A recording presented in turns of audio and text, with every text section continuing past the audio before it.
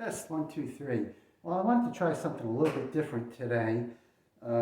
Recently, I was just playing and I was looking at those two songs with the controversy back in the 1970s with George Harrison and the Chiffons. He's So Fine tunes, and I think it'd be a nice video comparing the two. The Chiffons tune was written by Lonnie Mack.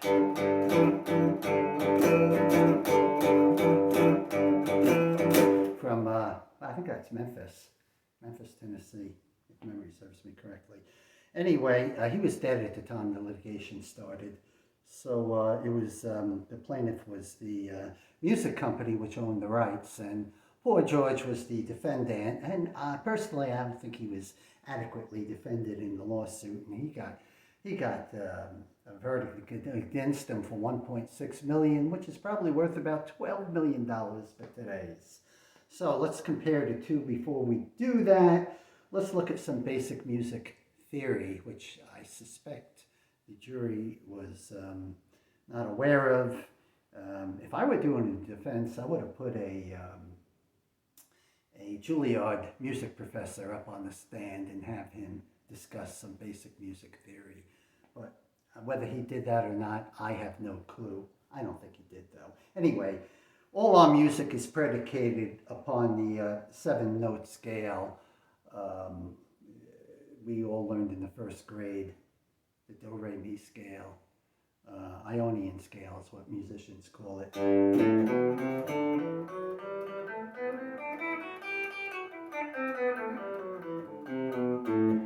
And that scale has certain things to it with the intervals. And the first interval, it's a full stop, full measure, full stop, I should say. And another full stop, then a half step, and a full step, a full step, a full step, and a half step. 6 steps, I should say, within the 7 notes. And that's the basis of all music. Yeah, on a piano keyboard you have the 5 sharps and flats, but that's only there to facilitate being able to play those intervals on the different keys. After the notes, you also have the, each note has a scale going to it. The Ionian, which I just played, the Dorian, which starts on the 2. The Phrygian, which starts on the 3. And each one of these scales has their own personality. Lydian, Mixolydian,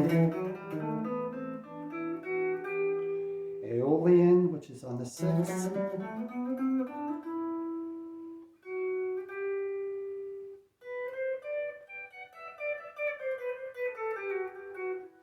And then the Locrian, which is... You're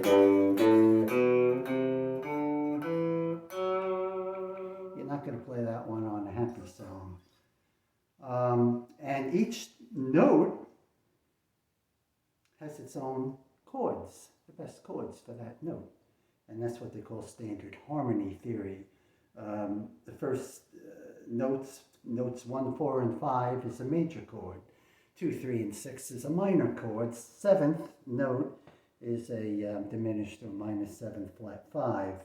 And that would sound something like G is 1, 2nd is A minor, 3rd is B minor, 4th is C major, 5th is D, 6th is an E minor, and the 7th would be an F sharp minor, 7 flat 5. Sounds like that, and back to the 1. So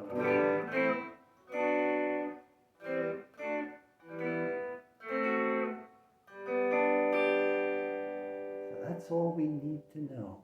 Let's keep in mind, there's only 7 notes. One thing I'm going to add, what is the sweetest note to add?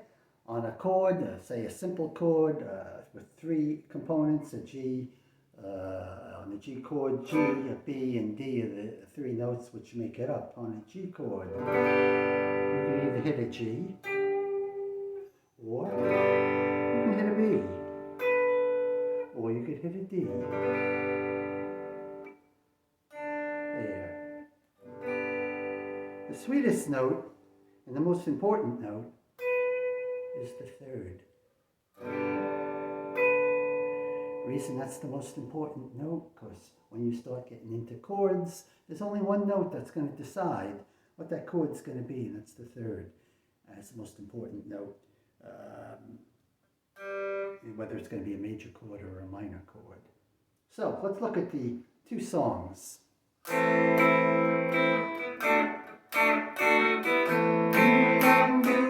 Of course, that starts on the third of that A minor, which is the second, but the note itself is the third.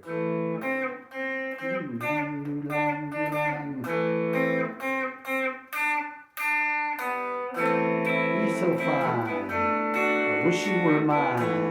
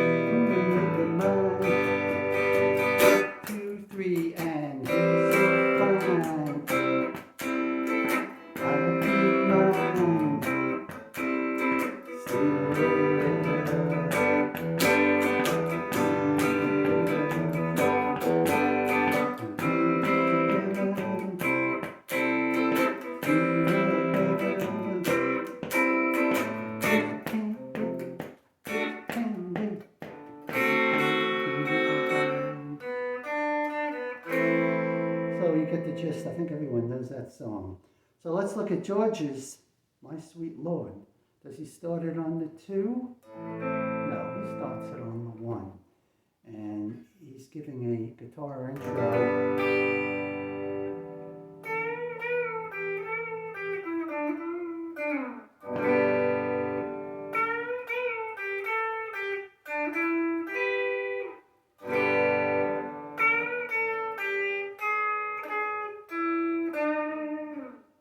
Hard to play it slow. Let's do that again.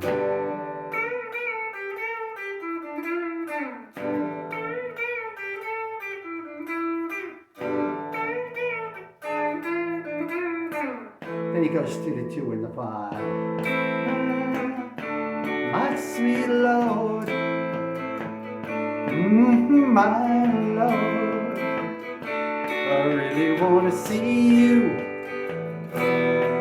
Really want to be with you.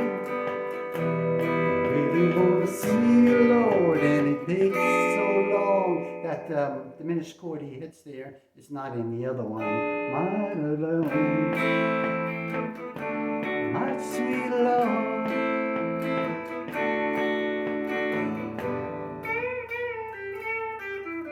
And it's interesting to note his guitar lead there. He's going from that A, bending it up to the B, which is that third again, which is what I was talking about before, the sweetest note.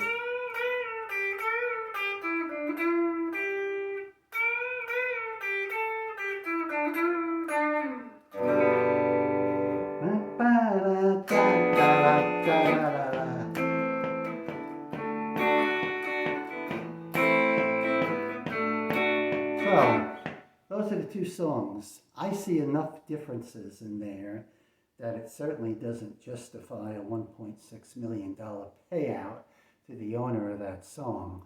The differences are different. There are different chords, different starting points, different, well, the tempos are kind of similar, but you have to always remember there's only 7 notes in our system of music.